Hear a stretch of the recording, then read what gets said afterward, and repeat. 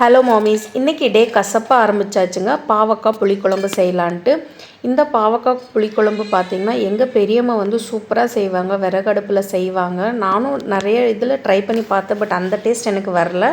கூடவே பார்த்திங்கன்னா பீர்க்கங்காய் பொரியல் செஞ்சுருந்தேங்க.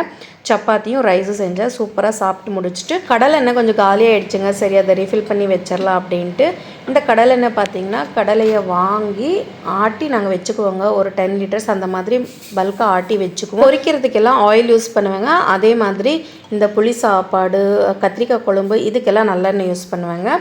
காலையில் சாப்பிட்டு முடிச்சுட்டு இன்றைக்கி தண்ணி ஏற வந்துட்டு நானும் குட்டி பாப்பும் காட்டுக்கு அவங்க அப்பா கூட கிளம்பிட்டோம். இப்போல்லாம் பார்த்திங்கன்னா பாப்புக்குட்டி செம்ம சேட்டைங்க. வீட்டுக்குள்ளே இருக்கவே மாட்டேங்கிறாங்க. வெளியில் நல்லா வேடிக்கை பார்க்கணும் அப்படின்னு தான் அவங்க விரும்புகிறாங்க. அதனால தான் அடிக்கடி நாங்கள் தோட்டத்துக்கு வந்துடுவோங்க. இன்னும் அவங்க தவற மாட்டேங்கிறாங்க. எப்போ தவிர்த்து போவாங்கன்னு தெரியலங்க. அதுக்காக தான் நான் ரொம்ப நாளாக வெயிட் பண்ணிகிட்ருக்கேன்.